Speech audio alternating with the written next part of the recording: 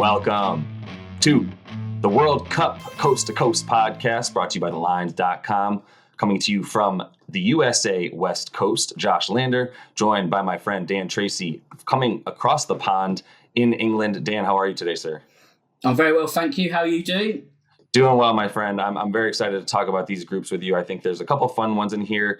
We are going to talk about Group A specifically in this video. So I know that there'll be probably a few Premier League players in here that we can also touch upon who play on a couple of these teams. So do want to make sure that you guys are liked and subscribed, by the way, and also want you to head to thelines.com. That's where Dan has all of his great articles up consistently. I believe we have Groups A through D now, correct, Dan? That is correct, yeah.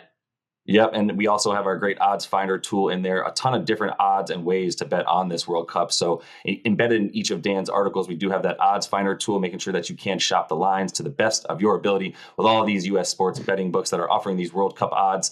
In this one, we are going to look at, like I said, Group A, 4 teams in this one: Senegal, Netherlands, Qatar, and Ecuador. If you are interested in any of those teams as far as their World Cup winner odds, Netherlands obviously favorite, plus 1,200. Well, when I say favorite, out of all of these 4 teams, plus 1,200. They're favored beyond them. Then Denmark would come next at plus 2,800. And Ecuador, if you're interested, at 150 to 1. And if you're really feeling frisky, 250 to 1 for Qatar to win. They are the 51st ranked team in the world, or at least they were at the start when this draw was made. They do have, ex-Barcelona youth coach Felix Sanchez in there. So they're somewhat fun to watch at times because they do kind of go all out and have some fun attacking style. But I don't really think they're going to be most of the team that we spend the most time speaking about today. So let's go ahead and just kick things off specifically with the Netherlands here, Dan. A team that missed out on the last World Cup, a world powerhouse all year in and year out, minus that last one. 3 runner-ups, I believe they have now in their history. Looking all right. Van Gaal's squad, has a few players on it. Like I said, some of those Premier League guys, obviously Virgil van Dijk in Liverpool, and a few others. So I guess what do you make of this Dutch squad? And obviously their odds are at plus 1,200 for the World Cup. For the group here, it's minus 250. Do either of those fancy your tickle? When you look at the odds to win the group, I feel that's probably one of the safer bets you could make in terms of early stage World Cup markets. In terms of winning the actual tournament outright, it's a decent squad. It's not the best squad, but they're kind of there or thereabouts. The Netherlands in the World Cup are always a welcome addition. I feel that them not being there 4 years ago made the World Cup a bit of a lesser tournament. It's always good to see the Dutch shine, really. Just the orange sea of support you see. It's one of the great World Cup sites. But they have got great players throughout. The only thing that I worry about is where their goal is going to come from. You've got the likes of Steven Bergwijn, who's gone back to Ajax from Tottenham. You've had Vincent Janssen, who was another Tottenham flop. Wout Weghorst, who played for Burnley for a few months last season. He's now gone to Turkey. They're decent hands, but they're not world stars. You've got Memphis Depay, is probably a wide forward who will be able to create a supply line, but then you're worrying about who's actually going to get on the end of his chances that he creates. Everyone knows about Virgil van Dijk at the other end of the pitch. So they'll be solid. They'll have a bit of flair, but will they have enough? I'm not too sure. Yeah, I mean, and that's why, the 1,200 doesn't really strike me as a bet that I feel great about. Honestly, a lot of those World Cup winner bets, outside of really, I don't know, I suppose the top 5 or 6, that, Germany at plus 1,000, that's all right. But really, like I said, Netherlands at plus 1,200 feels a little bit short for what you would want, considering, like you said, the offense does seem to be an issue that could prop up, and sneak its head up here for them. That would be, to my estimation, the knock on Senegal as well, who's sort of the seemingly runner-up here, as Ecuador really doesn't seem very strong. They're one of the weaker teams coming in here, I would say, from that pot that they were in. But Senegal, look, they're full of talent as well, and that's why I think there's expectations that they'd be able to score a bit more than they have, especially with Sadio Mane, now the Bayern man, up top for them, creating and doing what he does. He especially on Liverpool, you saw him not really need the help of too many other strikers or wings to help him get inside the box, take guys on with his speed and space, 1-on-2 even. and be successful. Yet somehow, even having him on there, it hasn't really worked out for them offensively specifically. Obviously, they also have Chelsea keeper Edouard Mendy, so they feel pretty safe with that, which is why they can sort of, you would expect them to sell out a bit more on the offensive end, considering they have such a strong keeper there that they can rely upon.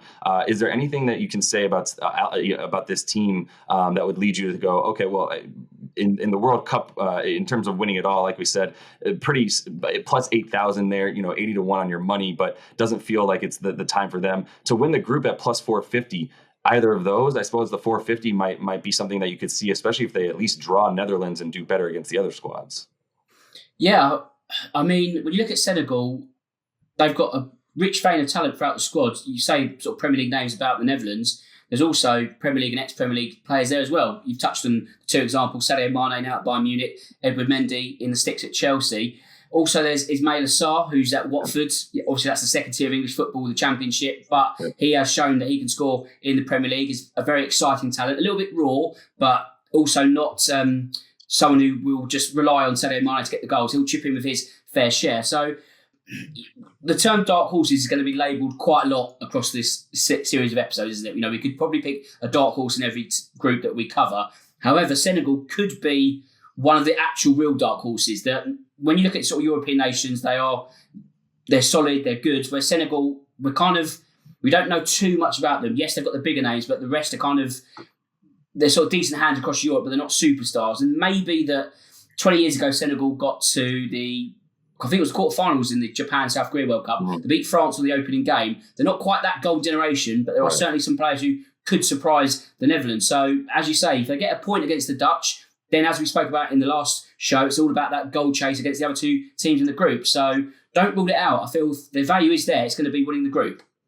I would agree entirely. The value at plus 450 to me, I think you take it now and you don't wait for them to have to play Netherlands. Really what it's going to come down to is how are they going to bring it against the likes of Qatar and Ecuador. And really, like I said, Qatar's style is going to be attacking and coming at you. They don't have very many wins on their resume. They had some success in the Asian Cup, which was a bit weaker this year as well. So I don't know that you feel too good about placing any money on Qatar. I do want to also mention there's a few bets that you can make out here in the U.S. On these U.S. betting sites where you can sort of dual forecast is what they're called, a group, right? So if for instance, you can take two teams from the same group and say one of these two teams will win, the World Cup. And Senegal and Netherlands combined is minus 110, which is quite interesting because that's second only to, in terms of shorter odds, minus 500 for a group we'll talk about in the future with Spain and Germany in the same group and a clear group of death there. And so I think it's an interesting call there. At least the odds makers are saying something to your point of if there's a team that's somewhat of a dark horse because they're considered the runner-up of their group, Senegal, sort of still the 20th ranked team in the world, there seems to be, they seem to agree with you that there's at least some visiting that as a potential bet. So anything else that you'd want to touch on in this group? Like I said, Ecuador was incredibly underwhelming coming into the World Cup and seemed to just not even really deserve to be in the pot that they were in at that point. They could have even been a group lower. But what do you think about anything to do with either Qatar or Ecuador? Anything bets that you like that or would consider?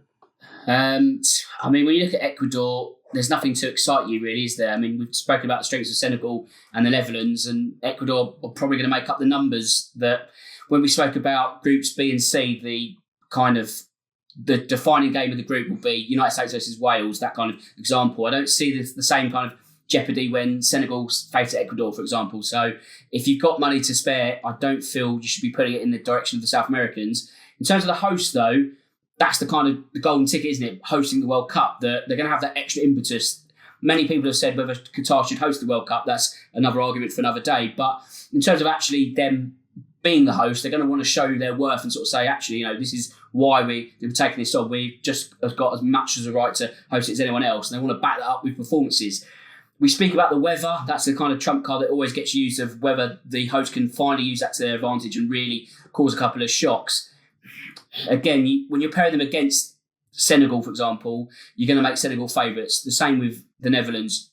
Even if they played 100 times, I feel that Qatar would probably win once. It's that kind of clash of heavyweights versus relative minnows. So you like to sort of have a subplot of the host doing well, and the host doing well creates extra excitement in the tournament. Usually, you look at Russia 4 years ago, that kind of extra fuel that pushed the Russians along added that extra story to the World Cup. I don't feel you're going to get the same passion from the Qatari fan base, are you? So as much as we like to see the host do well, I'm not sure they're going to qualify out the group either.